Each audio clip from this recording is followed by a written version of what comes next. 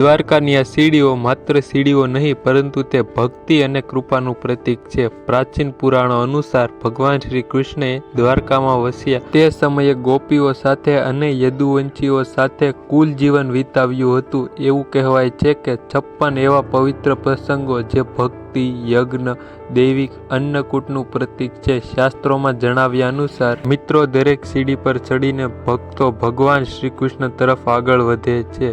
આ 56 સીડી ફક્ત ભૌતિક સીડી નહીં પણ શાંતિ, ભક્તિ અને નૈતિકતાનું સ્વરૂપ પણ માનવામાં આવે છે. વેદોમાં એવું કહેવામાં આવ્યું છે કે અન્નકૂટ પ્રસંગમાં ભગવાને 56 ભોગ ગ્રહણ કર્યા હતા અને ત્યાર પછી એ 56 ભોગને સીડીઓ સ્વરૂપે ઉજવવામાં આવે છે. ભક્તજનો મન, વાણી અને શરીર એટલે કે દેહથી ભગવાન દ્વારકાધીશના ચરણોમાં સમર્પણ કરે છે. અંતમાં મિત્રો 56 સીડીઓ એ ભક્તો માટે પવિત્ર ચરણ માર્ગ છે અને જ્યારે તમે દ્વારકાધીશના દર્શન કરીને નીચે ઉતરો ત્યારે ભગવાનના ચરણ કમળમાં તમારું મન, ભક્તિ અને પાપનો નાશ થાય છે. બ્રહ્માંડ કથા મુજબ એવું કહેવાય છે કે 56 સીડીઓ દેવી કૃતિ અને વિશ્વમાં સમાનતા લાવનાર પ્રતીક રૂપ છે. ગુણકાર પુરાણમાં એવું લખાયું છે કે જ્યારે ભગવાન દ્વારકાધીશ દરિયામાં આવ્યા ત્યારે દરિયાએ પોતાનું અભિવાદન રૂપક રીતે દર્શાવ્યું. દરિયાની લહેરો સીડીઓની આસપાસ પસાર થતા ભગવાન શ્રી કૃષ્ણ ઉપવાસના માટે પવિત્ર માહોલ બનાવતી. તો બસ મિત્રો, આજના વિડીયોમાં આટલું. બધાને જય શ્રી કૃષ્ણ,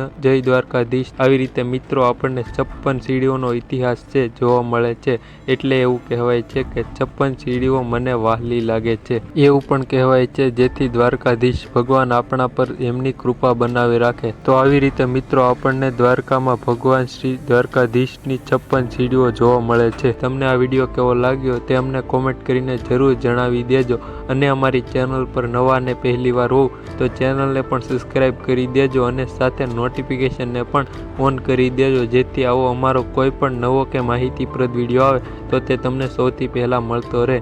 અને મળીશું મિત્રો કોઈ આવા ઇન્ટરેસ્ટિંગ ટોપિક સાથે. ત્યાં સુધી બધાને બાય બાય. અને તમારું આ વિડીયો વિશે શું કહેવું છે તે અમને કોમેન્ટ કરીને જરૂર જણાવી દેજો. તો ભગવાન દ્વારકાધીશને એવી પ્રાર્થના કરીએ કે તમારી બધી મનોકામના પૂરી કરે. તો બસ મિત્રો, આજના વિડીયોમાં આટલું. જય શ્રી કૃષ્ણ કોમેન્ટમાં જરૂર લખી દેજો.